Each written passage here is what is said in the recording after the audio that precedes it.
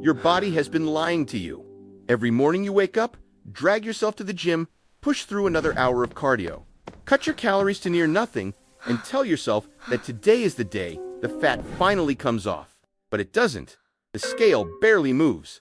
The belly stays, nothing is broken. But something is buried, and that something is the invisible hormonal ceiling physically preventing your body from releasing fat no matter how disciplined you are.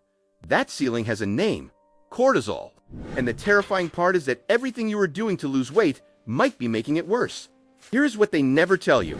Cortisol is not just a stress hormone, it is a survival command. When it is chronically elevated, your body receives one clear instruction: hold on to everything, especially the fat around the organs, because that fat is an emergency fuel reserve, and the body does not abandon its reserves during what it perceives as a crisis. Your body cannot tell the difference between being chased by a predator and being 2 weeks into a calorie deficit with 4 workouts and 5 hours of sleep. To your hormonal system, both look identical. So it does what it was designed to do. It locks the vault. Here's where the biology gets genuinely fascinating. Visceral fat, the deep belly fat around your organs, is not passive storage. It is metabolically active tissue loaded with cortisol receptors. Think of those receptors like amplifiers. The more cortisol you produce, the harder your belly fat holds on. And as that fat expands, it starts producing its own inflammatory chemicals that signal your adrenal glands to produce even more cortisol. The fat feeds the stress feeds the fat. A self-sustaining biological loop that most people never realize is running. So how do you break it?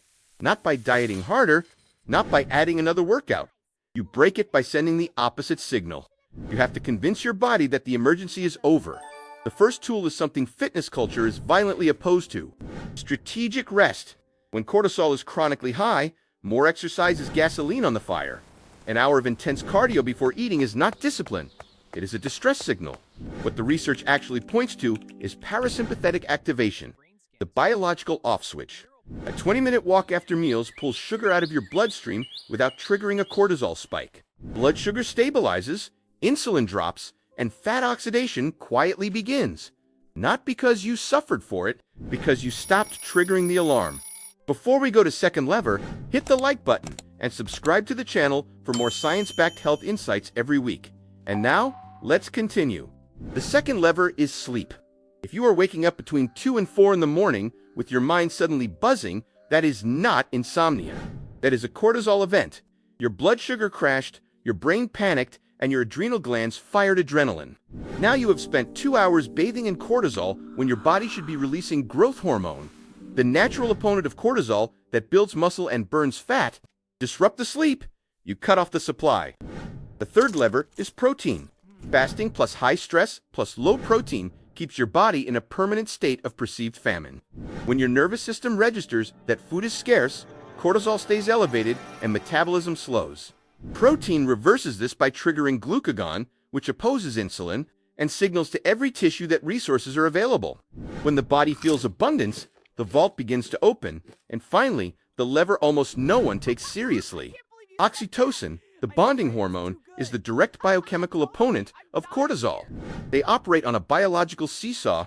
When you take 60 seconds before a meal to genuinely feel something you appreciate, your heart rate variability shifts. Your nervous system moves toward parasympathetic dominance and cortisol drops. This is not philosophy. This is measurable physiology. In practice, this means replacing chronic daily cardio with 2 short, intense sessions and full recovery. Walking after your largest meal, protecting your sleep, building meals around protein, and spending 60 seconds actually feeling safe. None of this is complicated, but all of it requires you to stop fighting your biology and start working with it. The fat you are carrying is not a character flaw. It is a survival response. And the moment your body believes the threat is over, it stops needing the reserves. Your body wants to let go. It just needs a reason to believe it is safe to do it. Which of these 4 levers is your biggest missing piece? Let me know in the comments. If this helps you understand your body better, hit the like button and subscribe to the channel for more science-backed health insights every week.